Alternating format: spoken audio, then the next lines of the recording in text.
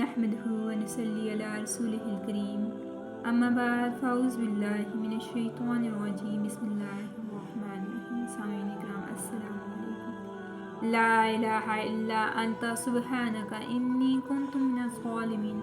आज बात करूँगी फ़िरौन और इसके पैरोकारों के अंजाम की।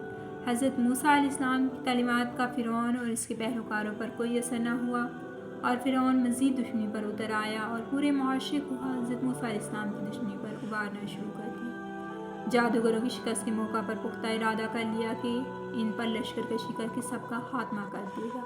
हज़रत मूसा अलैहिस्सलाम को इसके इरादे की खबर अल्लाह सुब्हानहू तआला ने दे दी और अल्लाह ताला ने हुक्म दिया कि रात के पहर तुम लोगों को लेकर निकलो, फ़िरौन और इसका लश्कर तुम्हारा पीछा करता हुआ आएगा।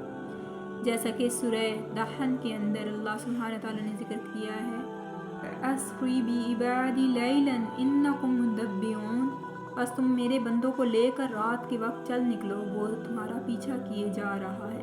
अल्लाह ताला के हुक्म से हज़रत मूसा अलैहिस्सलाम तमाम मोमिनों को लेकर समुंदर की तरफ चल पड़े।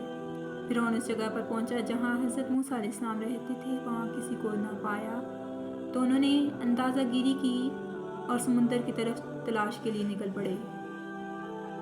रात की तारीकी इस कदर गहरी थी कि उन्होंने सुबह होने का इंतज़ार करने का फ़ैसला किया। रात का अंधेरा जटना शुरू हुआ तो फ़िरौन के लश्कर ने हज़रत मूसा और इनके साथियों को देख लिया तो वो बड़ी तेज़ी से उनकी तरफ बढ़ने लगे। जैसे दुश्मन को देखकर बड़ी तेज़ी से उस पर हमला करने के लिए बढ़ता है, इसी तरीके से फ़िरौन का लश्कर हज़रत मूसा और इनके साथियों की तरफ बढ़ा, यहाँ तक कि वो एक दूसरे को देखने लगे। हज़रत मूसा के साथियों ने हज़रत मूसा से कहा, अब तो हम पकड़ेंगे। मूसा अलैहिस्सलाम ने कहा, हरगिज़ नहीं, बेशक मेरे साथ मेरा रब है, वो मेरी मदद करेगा। अल्लाह सुब्हानहू तआला फरमाते हैं, फिर हमने मूसा की तरफ वही की कि अपने आसे को समंदर पर मारो तो समुंदर चिरा और हर हिस्सा एक बुलंद पहाड़ी की मानद हो गया। और हमने दूसरे ग्रोह को भी करीब किया और मूसा और इनके साथियों को हमने इन सब से निजात दी और हमने दूसरे ग्रोह को गर्क कर दिया। फ़िरौन और इसका लश्कर पानी में गर्क हो गया। जब फ़िरौन गर्क होने लगा तो इसने ईमान का दावा किया और कहा, मैं ईमान लाता हूँ, बेशक कोई इल्लाह और महबूद नहीं है सिवाय इसके जिस पर बनी इसराइल ईमान लाए और मैं मुसलमानों में से हूँ। अल्लाह ताला ने ईमानी फ़िरौनी को कबूल नहीं किया और फरमाया, अब तुम ईमान लाते हो जबकि इससे पहले तुम मसीहत कर रहे हो और तुम फसाद बर्पा करने वालों में से थे। बाज़ ने यह गुमान किया कि फ़िरौन का ईमान बारगाह इलाही में कबूल हुआ, जबकि अल्लाह ताला मजबूरी और इसराई हालत में ईमान कबूल नहीं करता। बस ईमान फ़िरौनी कबूल ना पाया।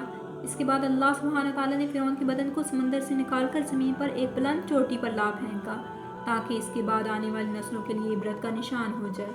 इरशाद होता है कि आज के दिन हमने तुझको तेरे बदन के ज़रिए बचाया ताकि तू बाद में आने वालों के लिए इबरत बन जाए। फ़िरौन का मुजस्मा आज भी मिस्र के म्यूज़ियम में लोगों के लिए इबरत का निशान बनी हुई है। उसकी लाश, ये वो फ़िरौन था जो अल्लाह से मुकाबला करता और खुदाई का दावा करता और कहता, अना रब्बुका आला, यानी कि मैं सबसे आला खुदा हूँ।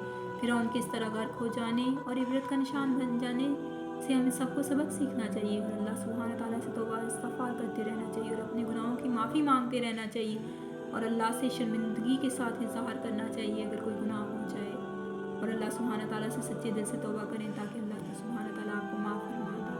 हम सबको अपने गुनाहों पर शर्मिंदा होकर माफ़ी मांगनी चाहिए। इसके साथ मुझे इजाज़त दीजिए। वमा अलैना इल्लल बलाग।